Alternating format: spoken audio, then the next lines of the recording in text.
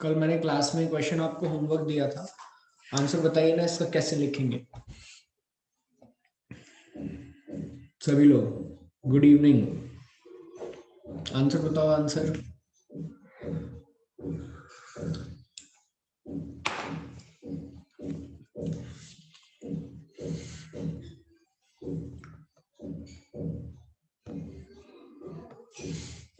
मैं अगर डायग्राम बनाऊं तो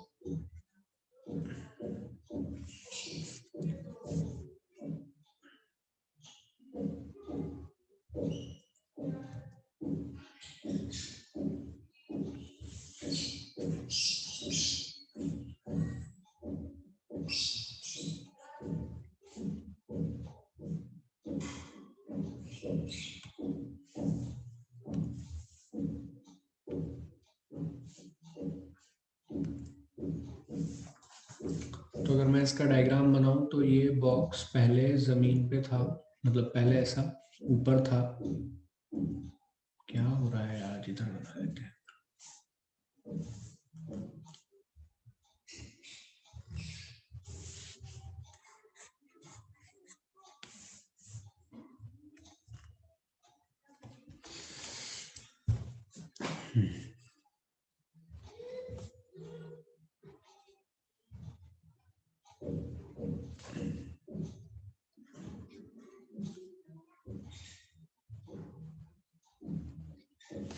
दो स्टेप हुई, पहली स्टेप ये, दूसरी स्टेप में ब्लॉक ने स्प्रिंग को दबाया,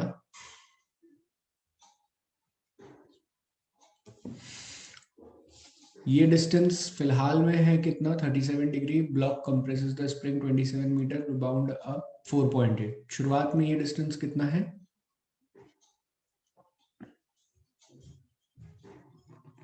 4.8, और ये 4.8 तो चला, उसके बाद में एक्स्ट्रा और कितना कंप्रेस किया है सर? जो कंप्रेस किया है वो है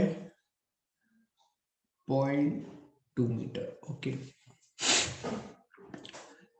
और फिर स्प्रिंग ने इस ब्लॉक को धक्का दे दिया।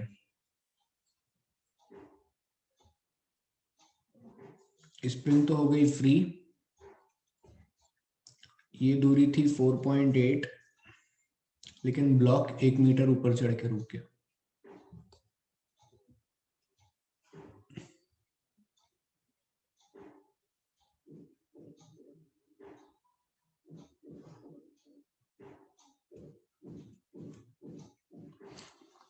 क्या यही है क्वेश्चन? ऐसी सिचुएशन है, 20 सेंटीमीटर दबा है और ये यहीं से 20 सेंटीमीटर दब के यहीं से 1 मीटर आगे आ गया। अरे बोलो यार। वर्क डन लिखते टाइम क्या हम मिड की प्रोसेस का ध्यान रखते हैं क्या कभी भी, कि मिड में प्रोसेस में क्या हुआ होगा? नहीं। तो वर्क डन लिखो ना इसके और इसके बीच में। यहां पर भी स्प्रिंग फोर्स के नहीं लग रहा था, यहां पर भी स्प्रिंग फोर्स नहीं लग रहा था, और यहां भी स्प्रिंग फोर्स नहीं लग रहा है। Work done by conservative, work done by non conservative, work done by other equal to change in kinetic energy. शुरुआत में डब्बा रेस्ट पे था,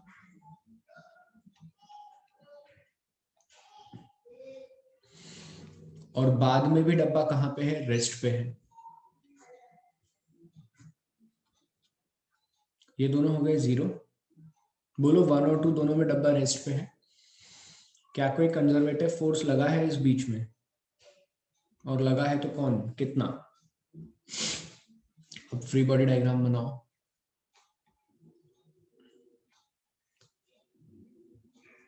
mg साइन थीटा,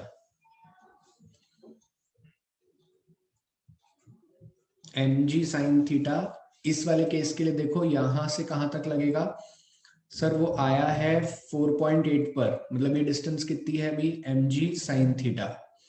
ये कितना नीचे जा रहा है?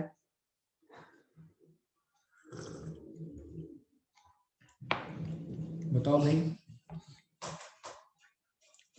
4.8 और 0.2 नीचे गया है 5 mg साइन, अरे यार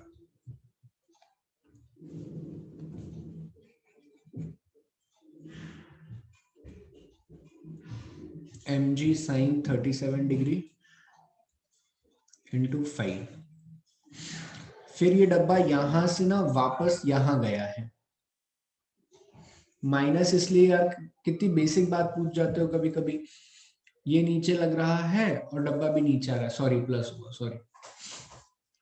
फिर लिखो माइनस एम जी साइन 37, 20 सेंटीमीटर दबा के 1 मीटर ऊपर आया है ना, इतना नॉन कंजर्वेटिव फोर्स है। क्लियर है? इतना कंजर्वेटिव फोर्स है एम जी साइन थीटा। बोलो यार। ये इक्वेशन लिखी, कंजर्वेटिव समझ में आया। अब बात करते हैं हम नॉन कंजर्वेटिव की। प्लस नॉन कंजर्वेटिव कौन सा लग रहा है? फ्रिक्शन। पहले पढ़ लेते। The block compresses the spring, stop momentarily, rebound. A block of 2 kg slip down an inclined plane away from the spring that compresses the spring. The spring. क्या पूरे इंक्लाइंड प्लेन पे फ्रिक्शन बोला है?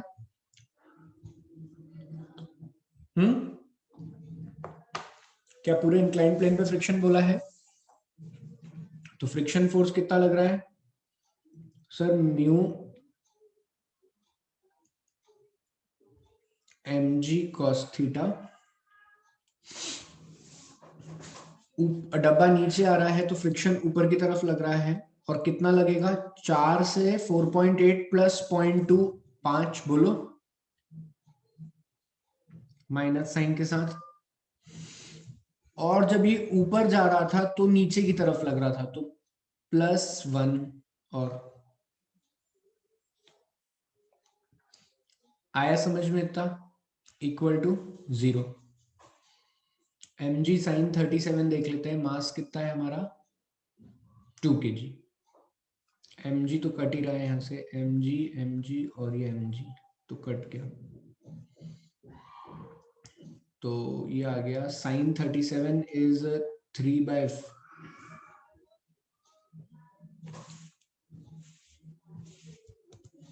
Sign 37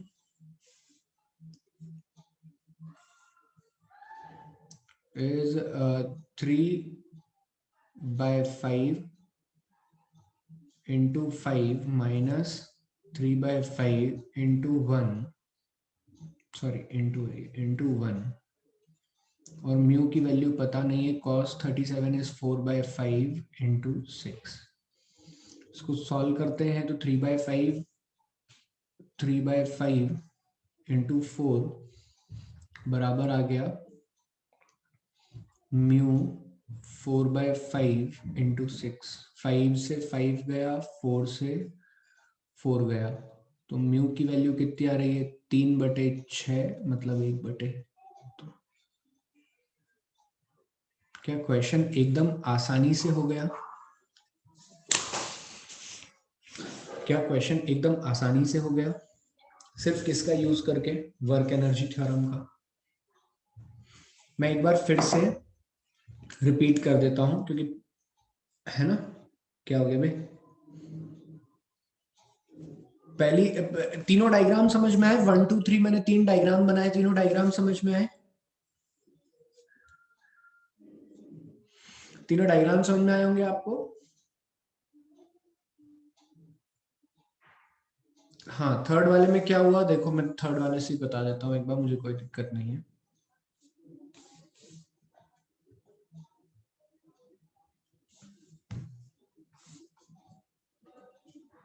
दो minute देखते चलो फटाफट, please बातें मत करो।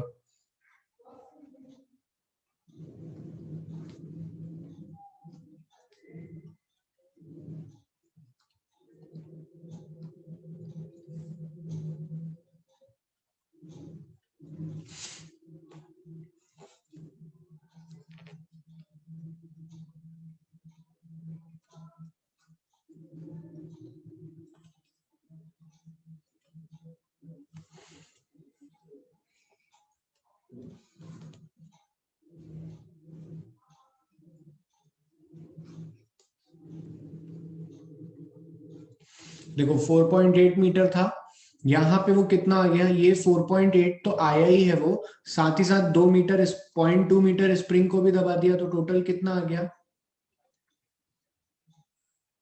ठीक है, अब ये यहां आने के बाद स्प्रिंग ने उसको धक्का दिया तो वो ज्यादा ऊपर नहीं चढ़ पाया, लेकिन स्प्रिंग ने 0.2 यहां से उसको कितना आगे भेज दिया, 1 मीटर। समझे इतना।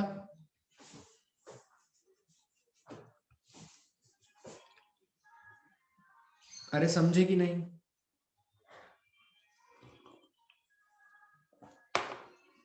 अरे जो पढ़ा रहा हूं वो तो देख ले, टाइम पास। अगर मैं देखूं तो 1 और 2 के बीच में मैंने लगा दी work energy theorem, work done by conservative, work done by non conservative, work done by other equal to change in kinetic energy. तो काइनेटिक एनर्जी में तो कोई चेंज हुआ नहीं, क्योंकि पहले भी डब्बा यहाँ पर रुका हुआ था और यहाँ भी आकर के रुक गया, अदर कुछ लग नहीं रहा है। अब ध्यान से देखो वर्क डन बाय कंजर्वेटिव, तो एम जी साइन थीटा पहले नीचे की तरफ लग रहा है, एम जी साइन थीटा ऐसा लग रहा है, और डब्बा भी अपना नीचे जा रहा है। कहां तक जा रहा है डब्बा, नीचे 5 मीटर तक।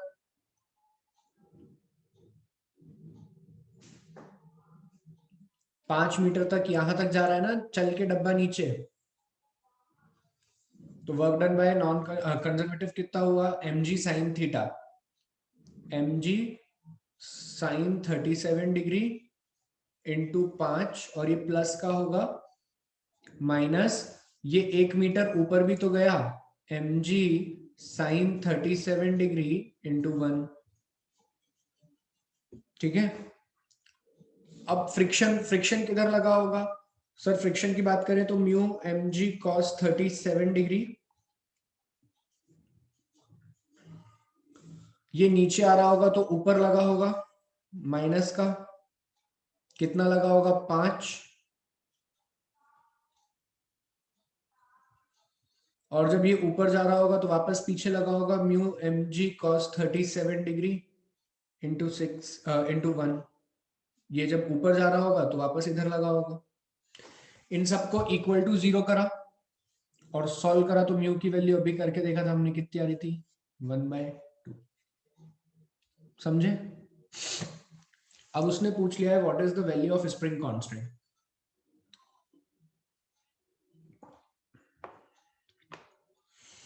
स्प्रिंग कंप्रेस कहां हुई, यहां से, ये दोनों केस देखो,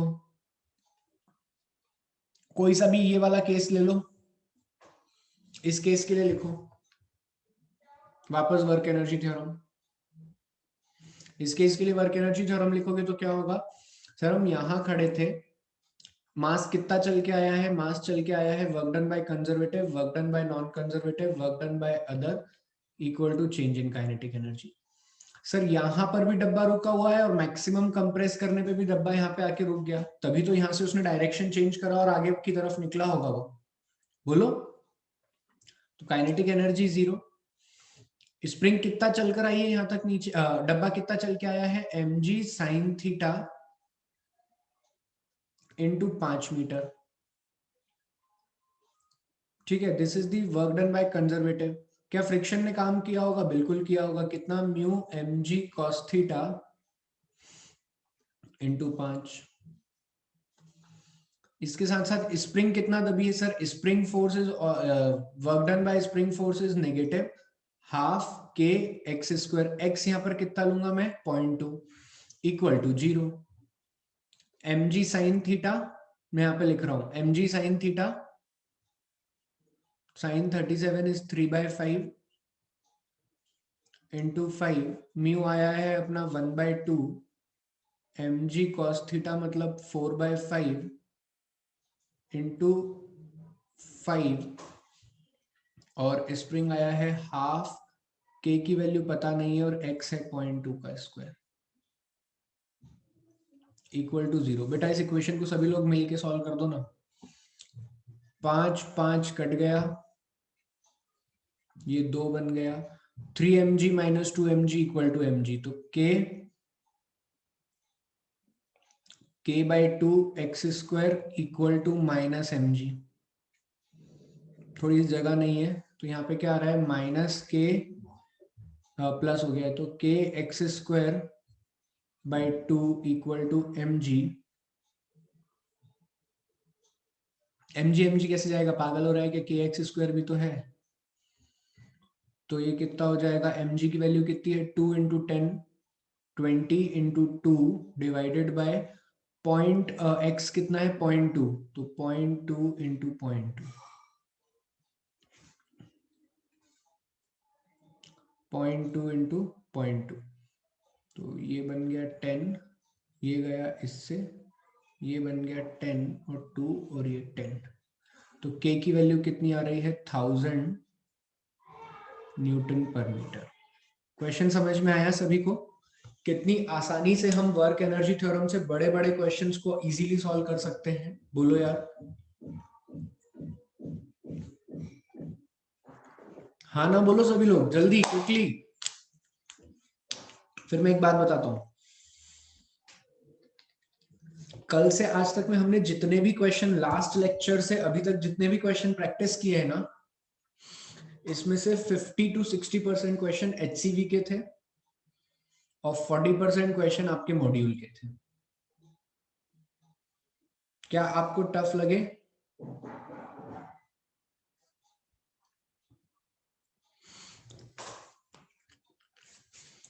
ठीक है, तो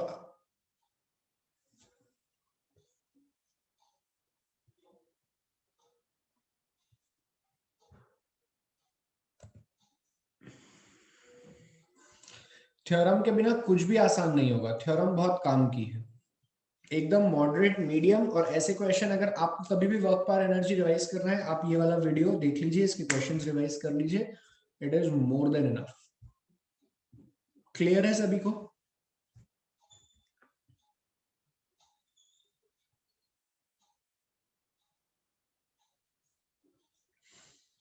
ठीक है, तो इसको लिखो मत, इसका स्क्रीनशॉट ले लो, कोई जल्दी नहीं है, स्क्रीनशॉट ले लो इसका और एक बार फिर से घर पे प्रैक्टिस करना, है ना।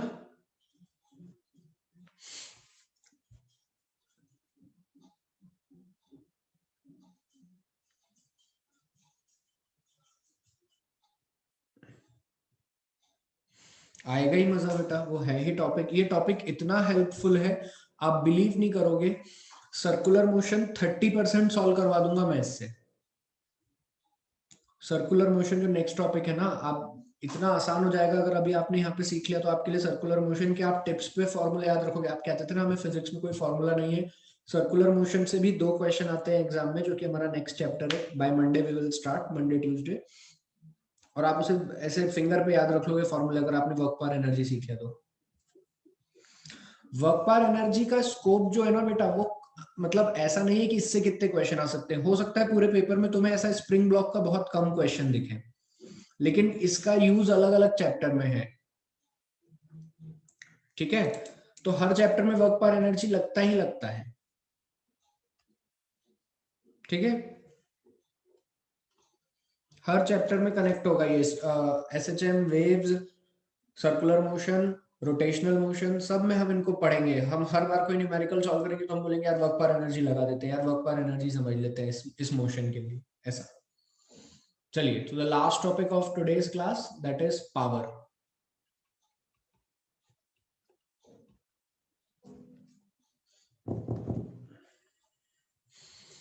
मजेदार चैप्टर है एकदम। पावर, पावर क्या होता है? सी, मैं अगेन कहूंगा, जैसे कि मैं आपसे पूछता था, सुनिए मेरी बात, मैं आपसे पूछता था ना कि वेलोसिटी क्या होती है, एक्सेलरेशन क्या होता है, फिर मैं कहता था कि देर इज नो टर्म, निधि गलत बोल रही हो, there is know exactly a term velocity और एग्जैक्टली अ टर्म एक्सेलरेशन। या तो चीजें इंस्टेंटेनियस एक्सेलरेशन होती हैं, या तो चीजें इंस्टेंटेनियस वेलोसिटी होती है, या एवरेज एक्सेलरेशन या एवरेज वेलोसिटी होती है, बोलो। तो एग्जैक्टली पावर का कोई बहुत सिग्निफिकेंस टर्म नहीं है, हम बात इन अ सेंस इंस्टेंटेनियस पावर की कर रहे होते हैं, एवरेज पावर की। लेकिन सर पावर होता क्या है, फिर भी आप थोड़ा थोड़ा तो बताओ।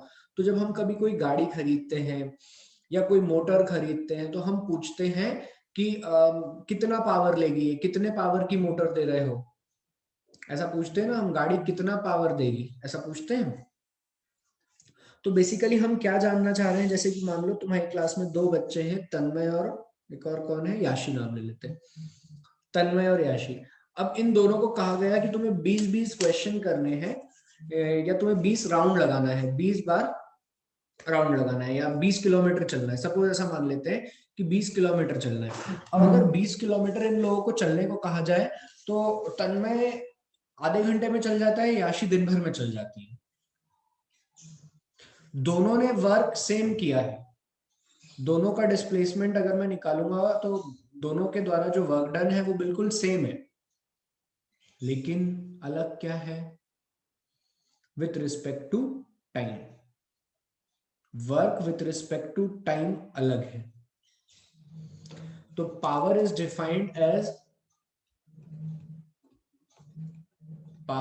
Defined as ratio of work done per unit time.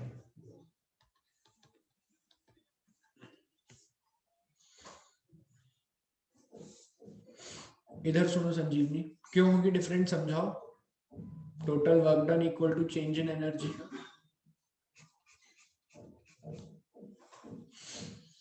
So power is defined as the ratio of work done or total work done per unit time. Total work done,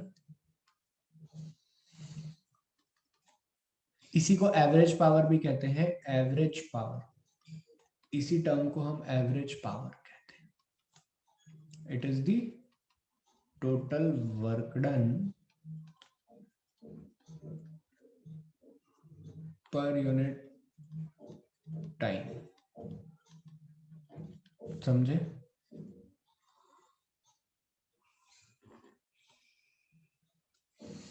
अब work done per unit time मतलब joule per second. SI unit क्या होती है, SI unit of power joule per second, और इसी को क्या कहते हैं, वॉट। हम जैसे कभी कोई ट्यूबलाइट और फैन ट्यूबलाइट फैन या कोई भी इलेक्ट्रिकल इक्विपमेंट खरीदते हैं तो उस पर लिखा था ये 1 वॉट है, ये 2 वॉट है, ये 5 वॉट की, ये 10 वॉट की है। तो वॉट ये बताता है कि कितना पावर कंज्यूम करेगी। They are power consuming device, where as car हुई, जीप हुई, तुम्हारी मोटर हुई, they are power delivering device. ये पावर मोटर भी नहीं है, कार और ये पावर डिलीवर करते हैं कि इसमें फ्यूल जलेगा तो ये आपको इतना पावर देंगी। क्लियर हुई बात? हर किसी को पावर का दो यूज है, या तो हम पावर अपने लिए लेते हैं या पावर देते हैं। जैसे कि हम इलेक्ट्रिसिटी का पावर बल्ब को, फैन को देते हैं तो वो चलते हैं, और गाड़ी के पावर से हम, ठीक है। एक और यूनिट होती है विच इज दी एक्सपेरिमेंटल तो नहीं कहेंगे उसको, मतलब एक्सपेरिमेंटल बोलना तो बहुत गलत होगा, which is the working unit या प्रैक्टिकल यूनिट। प्रैक्टिकल यूनिट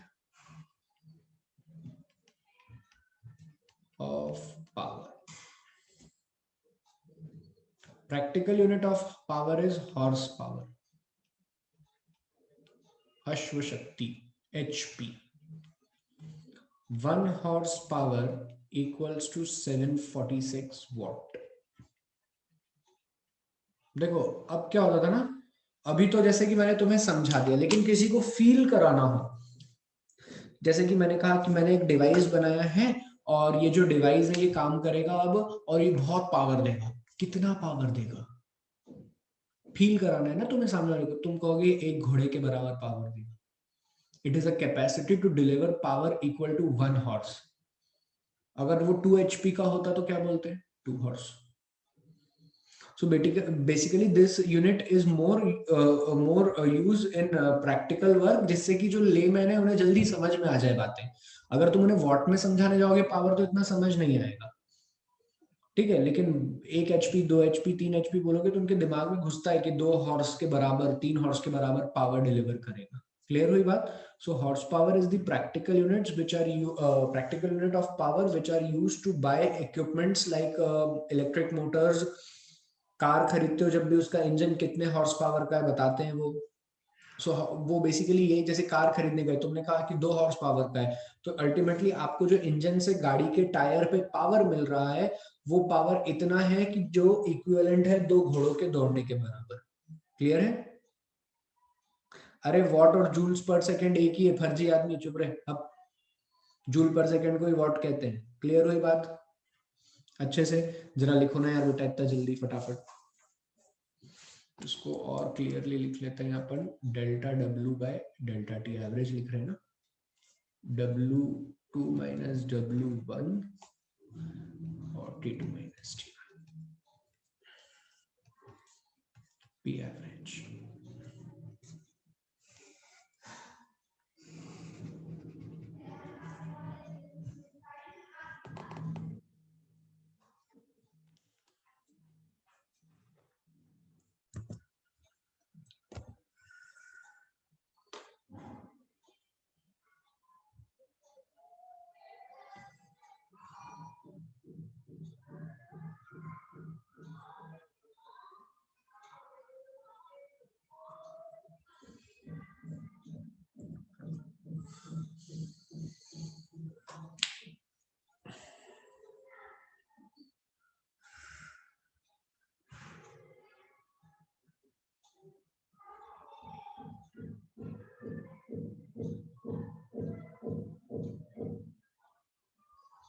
यार बोला नहीं तुमने, रिकॉर्डिंग ऑन नहीं थी।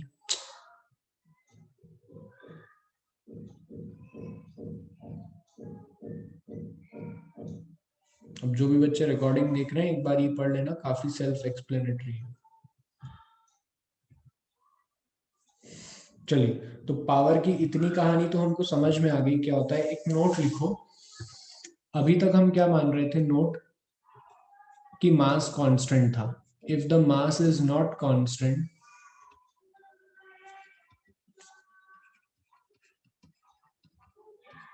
if the mass is not constant, then अगर मास कांस्टेंट नहीं होगा, इट मींस, इधर देखो, F is equals to d by D t m v, ये सब तुम्हें ध्यान होना चाहिए, मैंने पढ़ाया था तुम्हें, m d v by D t, v d m by D t, and velocity is constant, then F vector equals to v d m by D t. याद है या भूल गए, बोलो बे? Therefore, instantaneous power equals to F vector dot V। F vector की value आ जाएगी V dm by dt, यहाँ वेक्टर नहीं आएगा, सॉरी यहाँ है V dm by dt dot V vector, ये आ जाएगा V square dm by dt। ठीक है, तो वेरिएबल मास के केस में, in case of variable mass, in case of variable mass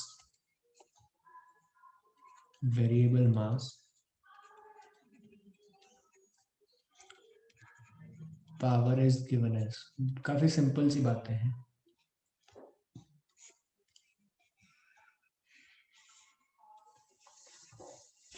ठीक है,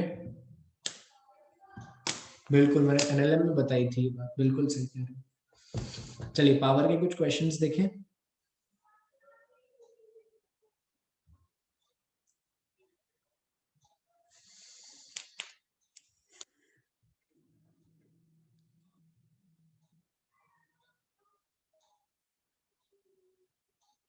लिखो, इतना लिखो जल्दी।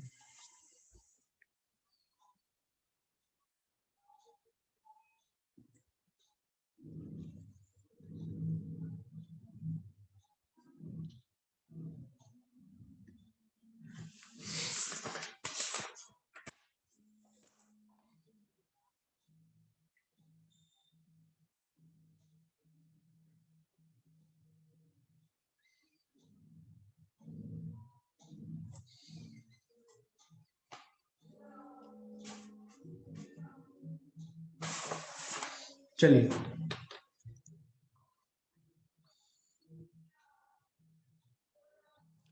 जो तुम पहला वाला पूछ रहे हो वो क्या होता है, एवरेज पावर, और जो तुमने बाद में लिखा है वो होता है इंस्टेंटेनियस पावर। ठीक है, चलिए अब module illustration 29।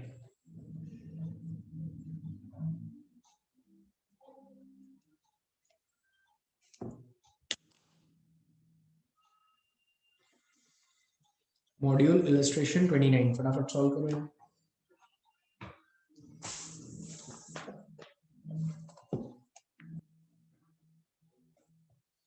Module illustration 29 answer बताओ मेरे को।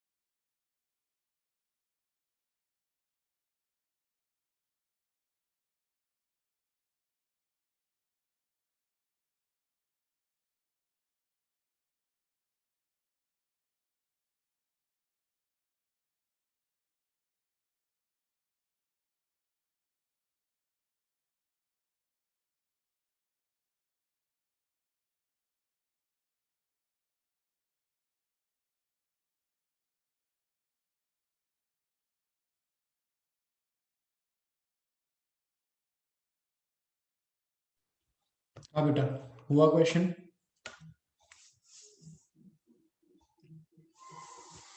क्वेश्चन कह रहा है a small motor is used to lift the brick, जिसका वेट कितना है, weight of the brick is 800 newton, to a height of 20 metre in time 40 second. अच्छा, तो आपसे पूछा जा रहा है what is the power required, what is the minimum power of the motor needed. तो मिनिमम पावर क्या होगा, फोर्स इनटू वेलोसिटी, बोलो। फोर्स कितना है 800, वेलोसिटी कितनी होगी, स्पीड, कांस्टेंट वेलोसिटी से उसे उठाना है।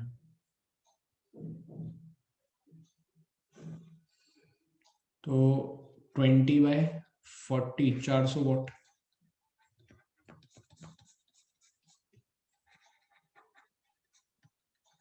क्लियर हुई बात।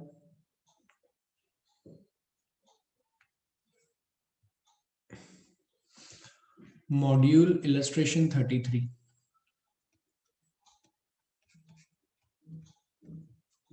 इलस्ट्रेशन 33,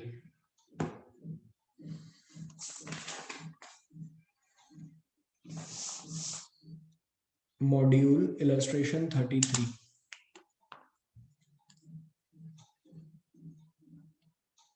मॉड्यूल इलस्ट्रेशन 33 करो ना सब लोग।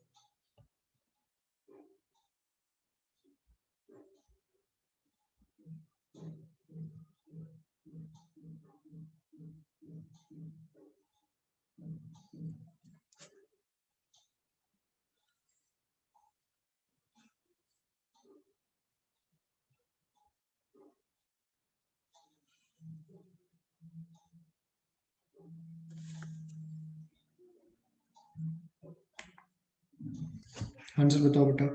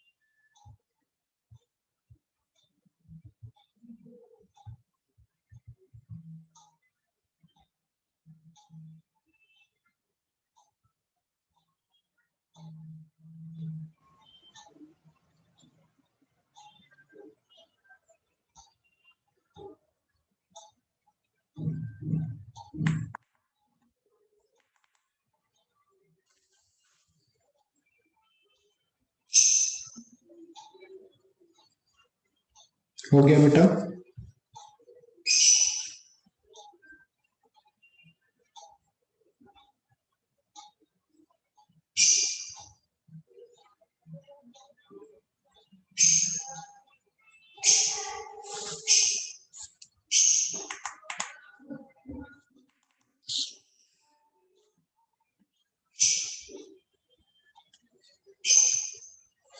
डेसिपेटिव मतलब वो फोर्स जो कि नुकसान में जा रहा है, जो कि लॉस हो रहा है।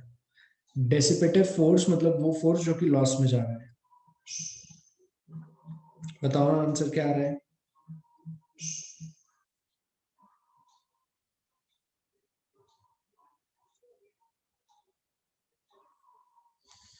चलिए, a 300 kg airplane takes off at a speed, mass of plane 3000 है, 3000 30,000,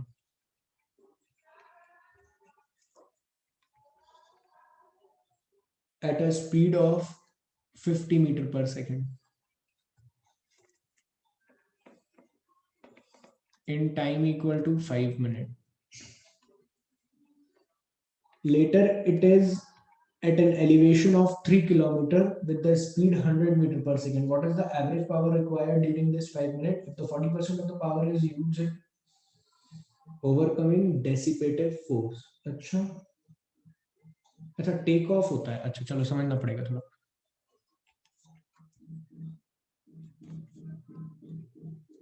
ये t बराबर 0 से t बराबर 5 तक, 5 मिनट तक है ना, मतलब 60 इंटू 5 300 सेकेंड तक ये प्लेन है जो कि चल रहा है, ठीक है। यहां से ये टेक ऑफ करता है, मतलब हवा में उड़ता है। Later it is an elevation of 3 kilometre with speed, हाँ अब ये 3 किलोमीटर के एलिवेशन पे है।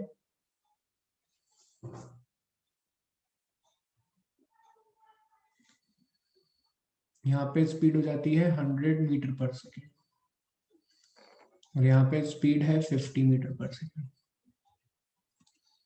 ठीक है। ये पूरी सिचुएशन है।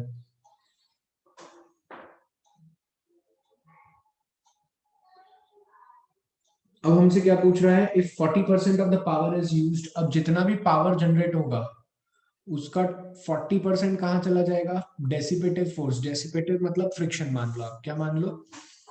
फ्रिक्शन। कहां चला जाएगा? फ्रिक्शन में। अच्छा, तो आपसे पूछ रहा है what is the average power required. हाँ अभी थोड़ा लॉजिकल है। पहले तो अपन यहां से यहां तक पूरा पावर निकाल लेते हैं, कितना लगेगा। ये 100 मीटर के एलिवेशन पे, ये 100 मीटर की, 100 किलोमीटर, 3 किलोमीटर की हाइट तक ऊपर जाना है ना। अच्छा, सोचो क्या करना चाहिए।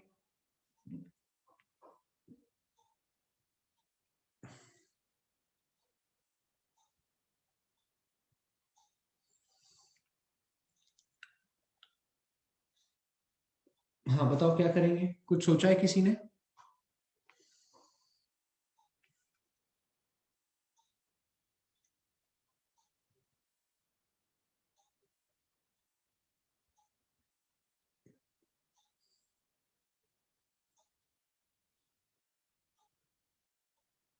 माइनस क्यों कर रहे हैं काइनेटिक एनर्जी?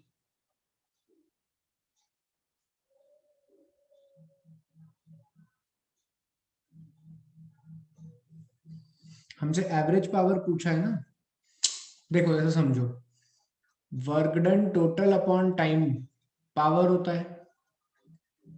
अब वर्क डन तो यहाँ पे निकालने से रहे, क्योंकि डिस्प्लेसमेंट डिस्प्लेसमेंट पता नहीं है, एक्सेलरेशन पता नहीं है।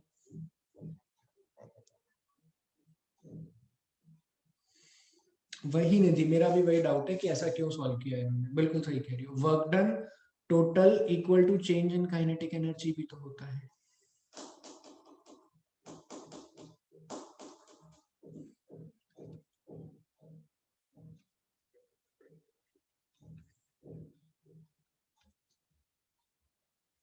ठीक है, तो अगर मैं कहूं टोटल एनर्जी कितनी चाहिए हमें,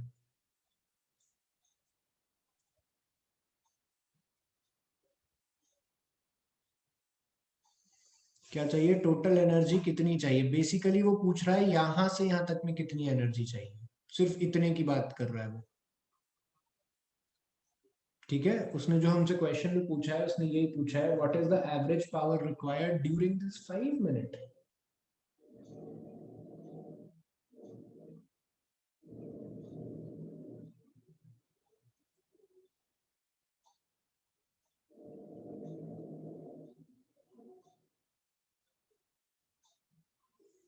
इस पॉइंट पे स्पीड हो जाती है 100 किलोमीटर 100 मीटर पर सेकेंड, और यहाँ पर स्पीड है 50। तो उसने जो मेरे डार्क रेड लाइन है ना, इसी की बात कर रहा है। उसे टेक ऑफ से पहले के लिए कुछ नहीं चाहिए, यहाँ के लिए उसने नहीं पूछा।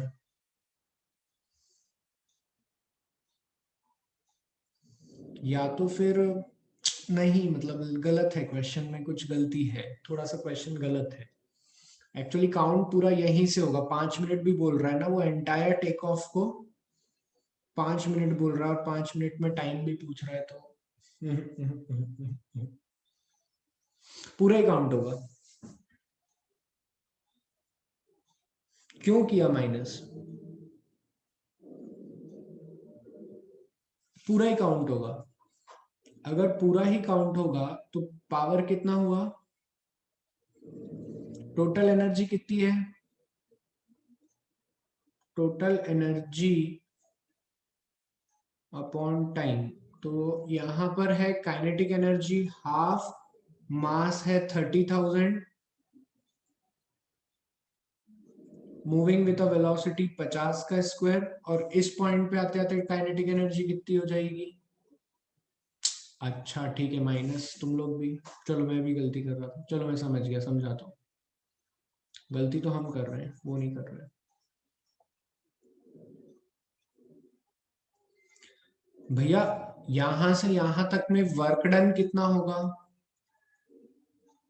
के फाइनल माइनस के इनिशियल, है ना, change in energy, total kinetic energy change. ठीक है ना, फाइनल काइनेटिक एनर्जी इस पॉइंट पे क्या हो जाएगी, टोटल एनर्जी अगर मैं इस पॉइंट पे लिखूं तो sir half m v square m g h और हाफ एम यू स्क्वायर। नहीं बट कुछ कुछ जगह पे इसमें डाउट है, क्वेश्चन एरर है कुछ, छोड़ो क्वेश्चन को छोड़ दो, मैं कर दूंगा सॉल्व। मैं एक बार पूरा क्वेश्चन चेक करूंगा, अभी लेक्चर में रहने दो, फिर करता हूँ। यहाँ रुक जाओ, इस क्वेश्चन को मेरे को एक बार क्वेश्चन शांति से करने दो, है ना, अभी अभी मत करते हैं अपन, रुक जाते हैं। बिल्कुल वही तो गलत कर रहे हैं ये लोग, मैं भी गलत। टोटल एनर्जी का चेंज पर टाइम, हाँ मैं करता हूँ, छोड़ दो आप लोग, मत करो, परेशान मत हो, टाइम मत बर्बाद। अपन एक और पावर में ही एक और टर्म आती है, 2 मिनट मुझे पढ़ा लेने दो, है ना। हाँ जगह वगह मत छोड़ो, मैं करा दूंगा, मुझे ध्यान रहेगा। और कोई ऐसा क्वेश्चन है क्या जो हमने छोड़ रखा, नहीं वो कल कर रहे थे पर वो हो ही गया था, ठीक है।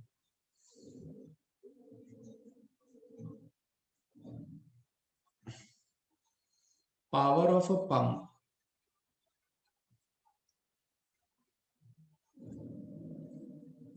पंप का काम क्या होता है, देखो इधर देखो, पंप एक डिवाइस होता है जिसका काम होता है जमीन से पानी उठाना,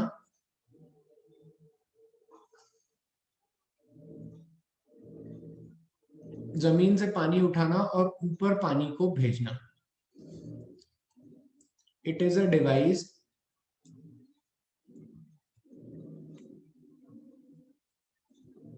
which increases potential energy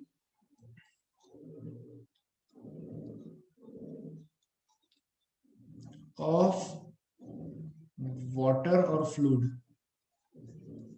pump लगाते ही हम बेसिकली क्या कर रहे हैं, उस फ्लूइड की पोटेंशियल एनर्जी बढ़ा रहे हैं। मान लो यहाँ कहीं टैंक में रखा होगा पानी,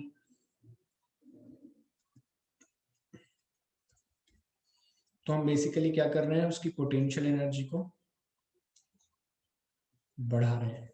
तो पावर हम कितना लिखेंगे सर? पावर हम लिख देंगे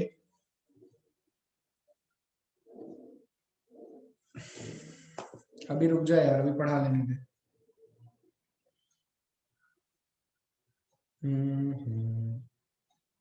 हाँ चलो अभी कर लेते हैं, है ना, 1-2 मिनट ही करवा दो बेटा, करते हैं। तो पावर कितना होगा? पावर होता है वर्क डन अपॉन में टाइम। तो पानी को, अब चलो पहले इतना लिखो, पावर ऑफ अ पंप। हाँ लिखो, पहले इतना लिखो, फिर मैं कराता हूँ। पहले इतना लिख लो, फिर मैं करा रहा हूँ।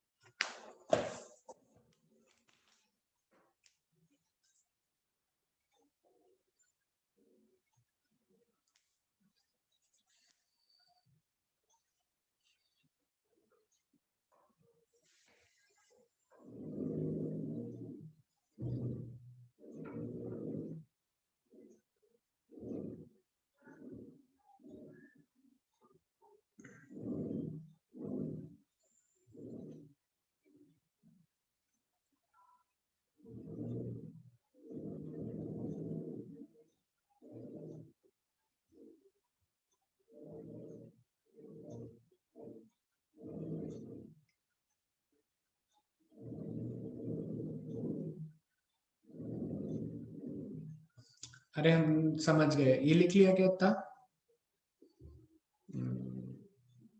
समझ गया मैं, लास्ट क्वेश्चन गलत रीड कर दी। हो गया, इतना हो गया सभी का? बट फिर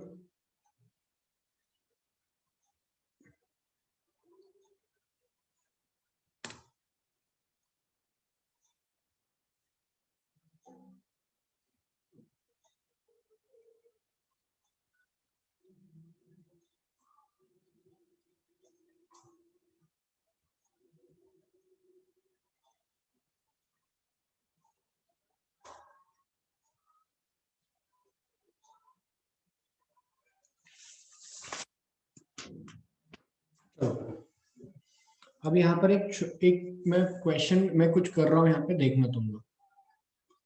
ये पंप है, ये अपना टैंक है, इस टैंक में ये पानी फिल है,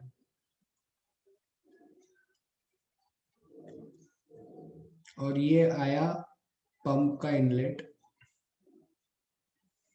क्रॉस सेक्शन एरिया समझते हो?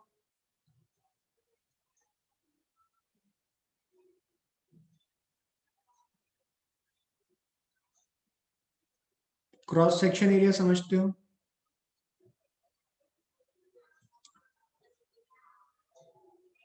इधर देखो, कि पाइप को अगर मैं बीच में से काट दूं तो कैसा दिखेगा? ऐसा एक सर्कल दिखेगा। This is the cross section area. जो कि एक सर्कल है।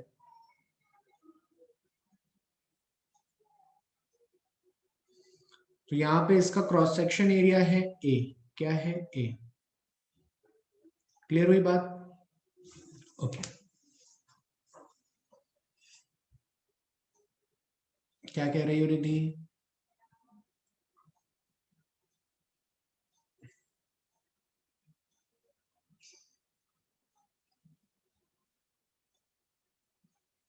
मान लो ये यहां तक गया एच हाइट, पंप से पानी चढ़ाया तो गया कहां तक? एच हाइट तक।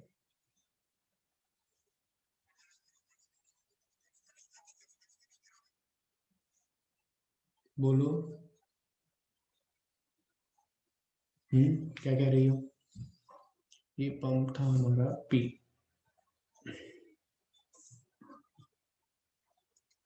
ठीक है। तो वर्क डन बाय पंप कितना होगा? अगर m mass of the water उठाया तो mgh।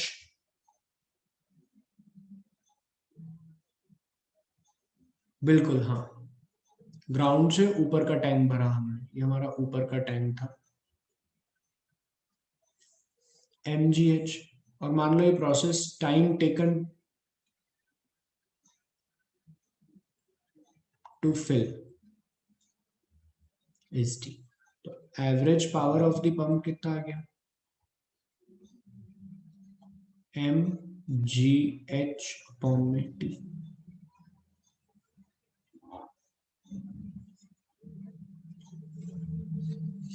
क्लियर है? mgh अपॉन में टी। अब आगे देखो, नोट। मान लो बहुत थोड़ा सा पानी अंदर गया, पूरा पाइप फिल था, हाँ ये यहाँ सब जगह पर पानी भर चुका था, यहाँ सब जगह पर पानी भर चुका था। ठीक है। अब यहां पर क्या किया, मशीन ने थोड़ा सा डीएम मास अंदर लिया, बहुत छोटा सा मास अंदर लिया। इतना मास यहां अंदर लिया तो इतना ही मास बाहर निकाल देगी ना? बोलो। क्योंकि पाइप के अंदर कोई ऐसा डिवाइस तो है नहीं जो पानी स्टोर कर ले, तो अब जितना मास अंदर लेगी उतना मास बाहर निकाल देगी। तो एक बार जब पाइप पूरा फिल हो गया तो डीएम मास लेती रहेगी, डीएम मास निकालती रहेगी ना? So for a very short interval, for very short interval of time dt, pump sucks dm amount of water. Therefore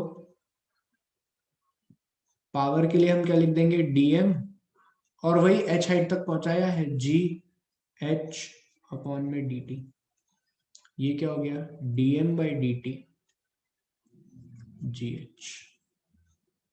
clear है क्या ये बात?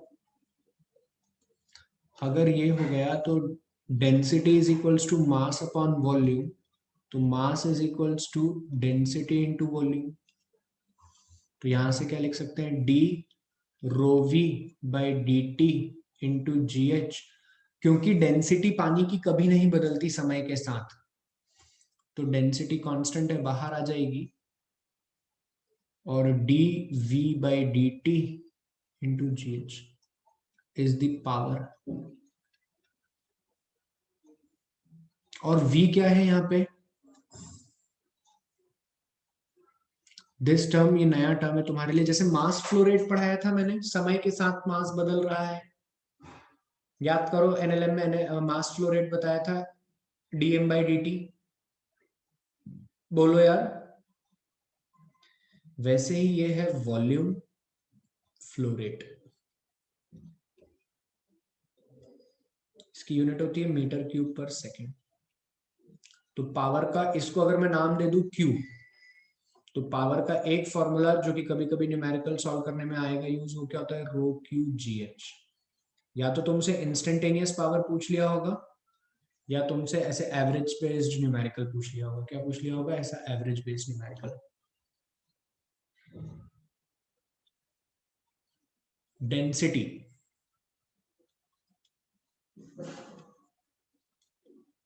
रो,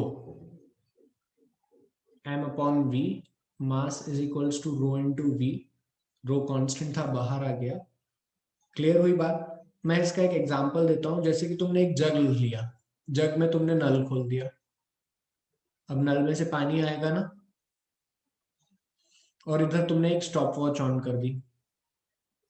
तुमने ये देखा कि 10 मिनट में 15 सेकंड में जग भर गया।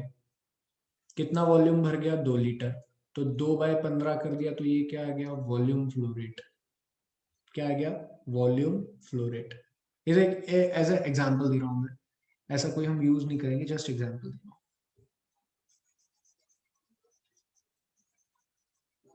चलो कहानी समझे क्या थी पंप की, इतनी पंप की कहानी समझ में आई। इसको लिखो ना बेटा फटाफट, ये लिख लिया था ना, हाँ ये लिखो।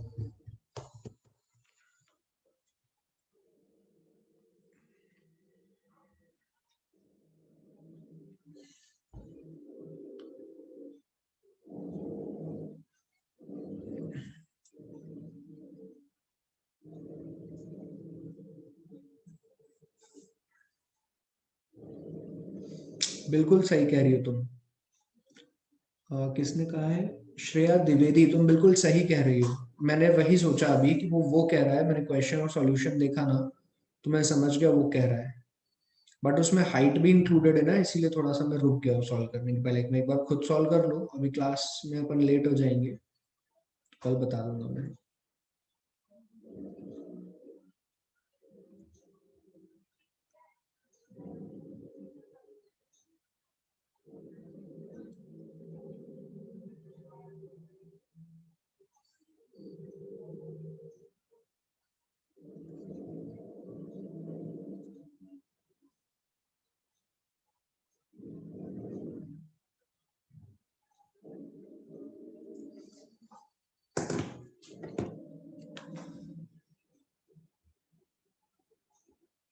क्यू, वॉल्यूम फ्लो रेट को क्यू से भी बताते हैं मेरे भाई, वॉल्यूम फ्लो रेट को क्यू से भी बताते हैं, ये लिखा है।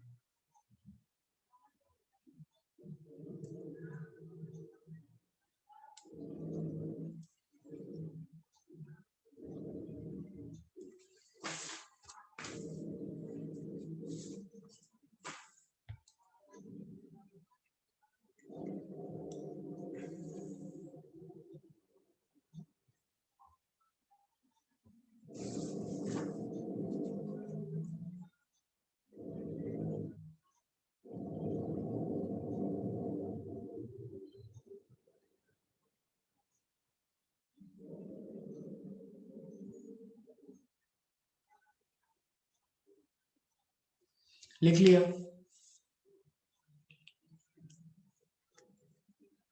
अच्छा, ये लिख लिया तो और आगे चलते हैं।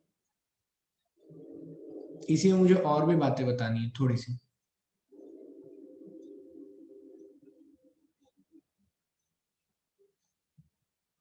यही देख लो। चलो इधर देखो, वॉल्यूम क्या होता है, एरिया इनटू हाइट। अरे यार, अरे यार ऐसे क्या कर रहे हो जवाब दोनों। वॉल्यूम क्या होता है, एरिया इनटू हाइट। तुम ध्यान से देखो तो, जो अगर तुम डीएम मास का एक बॉल बन जाते और अंदर घुस जाते, तो क्या तुम्हारा एरिया पूरे पाइप में बदलता है क्या, बिल्कुल नहीं बदल रहा है सर, हमारा एरिया एक जैसा है पूरे पाइप में। तो जब मैं dv बाई dt लिख रहा हूं, तो area constant dh by dt लिख सकता हूं क्या।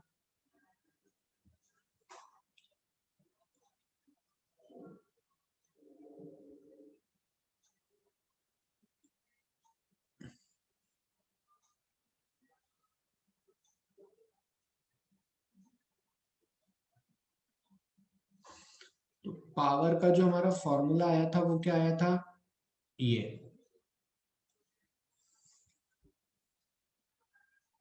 तो वॉल्यूम बाय की जगह कभी कभी मैं ऐसा भी यूज कर सकता हूँ क्या, dh बाई dt क्या होगा, खुद सोचो, distance upon time, velocity, area into velocity होगा क्या ये, बोलो।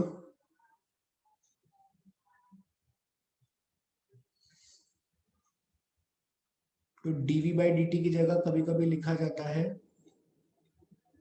रो जी H area into velocity. Clear हुई बात। अब वेलोसिटी यहाँ की होगी, ये वाले पाइप की velocity of a water in a pipe into area into rho ji h. Clear हुई क्या बात।